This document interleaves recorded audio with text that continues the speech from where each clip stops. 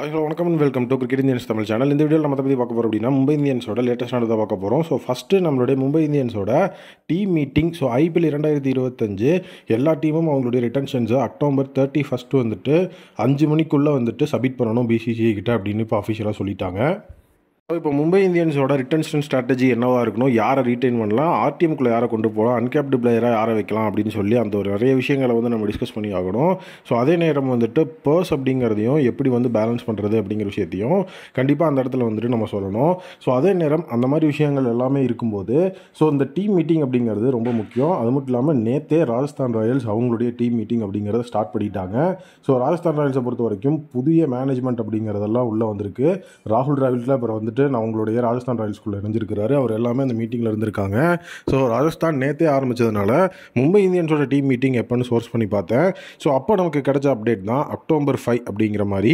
October 5 and 6 இந்த 2 டேட்டை வந்து பிளாக் பண்ணியிருக்காங்க. இதில் வந்து சண்டே வர்றதுனால ஸோ அக்டோபர் 5 அப்படிங்கிற அந்த ஒரு டேட்டை வந்துட்டு ஸோ இப்போ வந்து ஃபிக்ஸ் பண்ணியிருக்காங்க டீம் மீட்டிங்காக. ஸோ டீம் மீட்டிங்கில் பார்த்தீங்கன்னா எம்ஐயோட கோச் அது மட்டும் இல்லாமல் அந்த மேனேஜ்மெண்ட் மெம்பர்ஸ் எல்லாருமே வந்துட்டு ஆக்டிவாக இருப்பாங்க. அண்ட் அது மட்டும் இல்லாமல் மீட்டிங்க்கு ஹர்திக் பாண்டியாவையும் இன்வைட் பண்ணியிருக்கிறதா தெரியுது.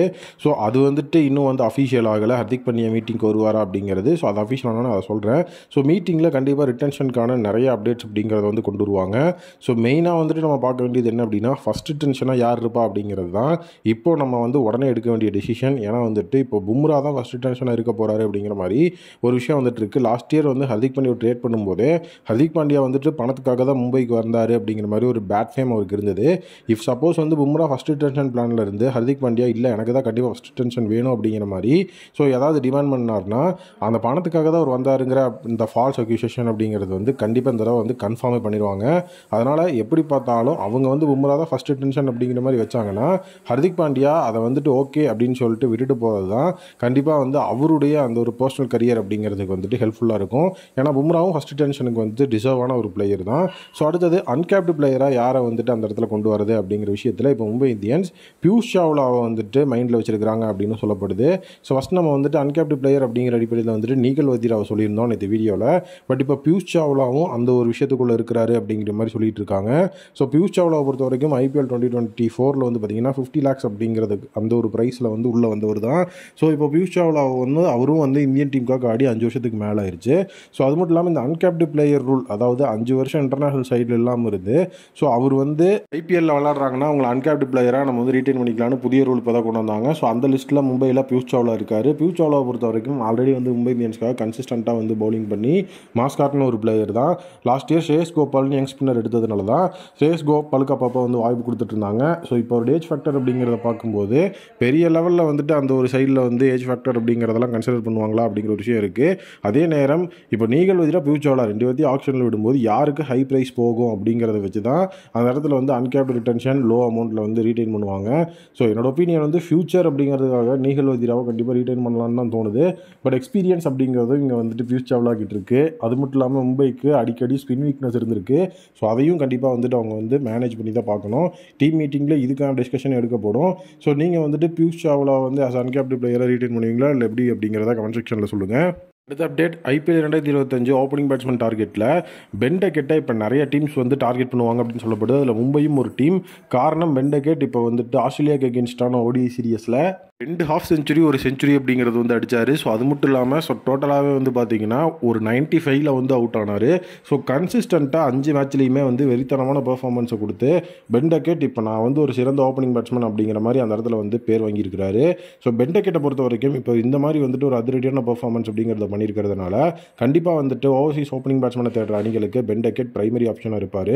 அப்படி பென் டெக்கெட் பிரைமரி ஆப்ஷனாக இருக்கும்போது ஸோ அவரை வந்துட்டு நிறைய டீம்ஸ் டார்கெட் பண்ணுற வாய்ப்பு இருக்குது. அதில் ஃபஸ்ட்டு டீம் வந்துட்டு மும்பை இந்தியன்ஸ் சொல்லப்படுது. ஏன்னா மும்பை இந்தியன்ஸுக்கு தான் அந்த ஓவர்சீஸ் ஓப்பனிங் பேட்ஸ்மேன் அப்படிங்கிற இடத்துல வந்துட்டு ஆள் வேணும். ஸோ ஓவர்சீஸ் ஓப்பனிங் பேட்ஸ்மேன் அப்படின்னா இப்போது இஷான் கிஷான் அண்ட் ரோஹித் சர்மான் இருக்கிற காம்பினேஷன் வந்து முன்னொரு காலத்தில் பார்த்தீங்கன்னா குவின் டிகாக் அண்ட் ரோஹித் சர்மான் அந்த ஓவர்சீஸ் பிளேயர் ப்ளஸ் ஒரு இந்தியன் பிளேயர்னு நீட்டாக இருந்தது. ஸோ அதை வந்துட்டு மறுபடியும் ரீக்ரியேட் பண்ணணும் அப்படிங்கிறது தான் மும்பை இந்தியன்ஸோட பிரைமரி பிளான். ஸோ அந்த இடத்துல பென் டெக்கெட் எடுக்கும்போது நமக்கு மிகப்பெரிய அட்வான்டேஜ். யங் பிளேயர், அது மட்டும் இல்லாமல் ரொம்ப டைனமிக்காகவும் இருக்கார். அதே நேரம் மிடில் ஆர்டர்லேயும் வந்து ஸ்டார்ட் பண்ணணும் அப்படின்னா அவர் ஈஸியாக நம்மளால் ஸ்டார்ட் பண்ணிக்க முடியும். அந்த ஒரு அட்வான்டேஜ் இருக்குது. ஸோ அது மட்டும் இல்லாமல் அவருடைய ஆட்டிடியூட் அப்படின்னு பார்க்கும்போது அட்டாக்கிங் அப்படிங்கிறதுல தான் இருக்குது. ஸோ ஒரு நல்ல வந்து தரமாக வந்து மேட்சை ஃபஸ்ட் பால்லேருந்து அட்டாக் பண்ணி கொண்டு போகிற பிளேயர் கிடைக்கிறது அப்படிங்கிறது ரொம்ப கஷ்டம். ஸோ இந்த இடத்துல வந்து அவர்கிட்ட அந்த ஒரு ஆட்டிடியூட் இருக்கிறதுனால ஸோ கண்டிப்பாக வந்து நம்ம அவரை வந்து ஈஸியாகவே வந்து நம்மளோட மும்பை இந்தியன்ஸ் டீமுக்குள்ளே கொண்டு வந்துக்க முடியும். ஸோ இப்போ வந்து ரோஹித் சர்மா அப்படிங்கிற அந்த ஒரு சைடில் பார்த்தீங்கன்னா அவர் இப்போ ரீசெண்ட் டைமில் எல்லா ஃபார்மெட்லையுமே அக்ரெசிவாக தான் ஆடிட்டு இருக்கிறாரு. ஸோ எப்படி போனாலும் வந்து டெஸ்ட்டாக இருந்தாலும் சரி, T20 இருந்தாலும் சரி, ODIயாக இருந்தாலும் சரி, ODI வேர்ல்டு கப்பில் தான் அந்த ஒரு இன்டென்ட் அப்படிங்கிறத காமிக்க ஆரம்பித்தார். ஸோ இப்போ வரைக்குமே அந்த இன்டென்ட் ஒரு குறையில. ஈவன் வந்து நேற்று Day 4 நடந்தது, அதுலேயே கூட தலைவன் 3 6 வந்து ஃபஸ்ட் ஓவர்லேயே அடித்து பார்க்க விட்டுருந்தாரு. பென் டெக்கெட்டை நம்மளுடைய மும்பை இந்தியன்ஸ் பிரைமரி டார்கெட்டாக வச்சிருக்காங்க அப்படின்னு சொல்லப்படுது. அது மட்டும் இல்லாமல் மற்ற டீம்ஸும் கண்டிப்பாக அவருக்கு போட்டி போடுவாங்க அப்படிங்கிற மாதிரி சொல்லியிருக்காங்க. ஸோ பென் டெக்கெட்க்கு மற்ற டீம்ஸ் போட்டி போடும்போது ஸோ பென் டெக்கெட் எந்த டீமுக்கு போனால் நல்லாயிருக்கும், மும்பை இந்தியன்ஸுக்கு வரதுக்கே சான்சஸ் இருக்கா, நீங்கள் என்ன நினைக்கிறீங்க அப்படிங்கிற உங்களுடைய ஒப்பீனியனை கமெண்ட் செக்ஷனில் சொல்லுங்கள். ஸோ நெக்ஸ்ட் நம்மளுடைய இஷான் கிஷான். ஸோ இப்போது நம்மளுடைய இந்தியா வர்சஸ் பங்களாதேஷ்க்கான ஸ்குவாட் வந்தது. அந்த ஸ்குவாடில் பார்த்தீங்கன்னா ஃபஸ்ட்டு வந்து என்ன சொல்லியிருந்தாங்கன்னா ரிஷப் பண்ட்டுக்கு வந்து ரெஸ்ட் கொடுத்துட்டு ஸோ அந்த இடத்துல வந்து விக்கெட் கீப்பிங் ஆப்ஷனில் இஷான் கிஷானுக்கு சான்ஸ் கிடைக்குன்னு சொல்லியிருந்தாங்க. பட் ஆனால் இப்போ இஷான் கிஷானை டோட்டலாகவே வந்துட்டு ஓரம் கட்டிட்டாங்க. அது எனக்கு எப்படி வந்து நான் சொல்கிறேன் அப்படின்னா, ஸோ இப்போ இஷான் கிஷான் வந்து விக்கெட் கீப்பர் அப்படிங்கிற அடிப்படையில் தான் உள்ளே வரதா இருந்தது ரிஷப் பண்டோட இடத்துல.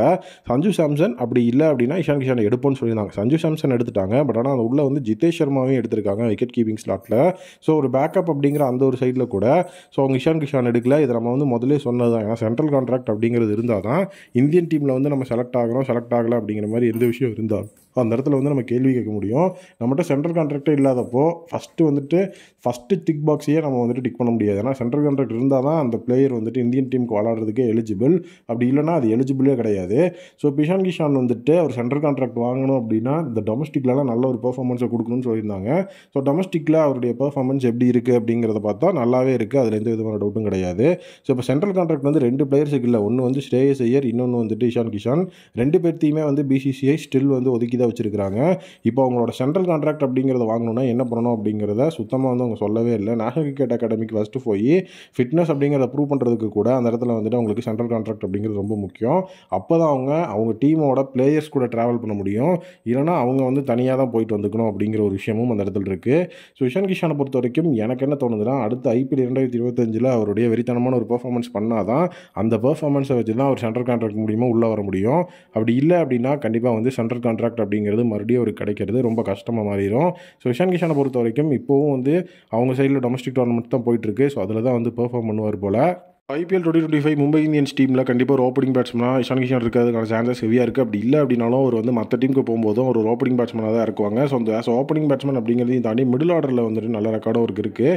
ஸோ எப்படி பார்த்தாலும் எந்த ஸ்லாட்டில் ஒரு பெர்ஃபார்ம் பண்ணாலும் இந்தியன் T20 டீமுக்கு கண்டிப்பாக அவர் வந்து ஒரு தேவையான ஆஸ்பெக்ட் தான். டீமோட ஃபியூச்சர் அப்படிங்கிற லெவலில் இருப்பார். ஸோ அவரோட ரோல் அப்படிங்கிறது ஓப்பனிங் பேட்ஸ்மனாக இருக்கணுமா இல்லை நம்பர் 4 பேட்ஸ்மனாக மாற்றலாமா, நீங்கள் என்ன நினைக்கிறீங்க அப்படிங்கிற உங்களுடைய ஒப்பீனியனை கமெண்ட் செக்ஷனில் மறக்காம கமெண்ட் பண்ணுங்கள். மீண்டும் ஒரு புதிய மீட் பண்ணுறேன். அன்றில் உங்களை விடைபெறுவது cricket Indians Tamil. Thank you, take care and bye bye.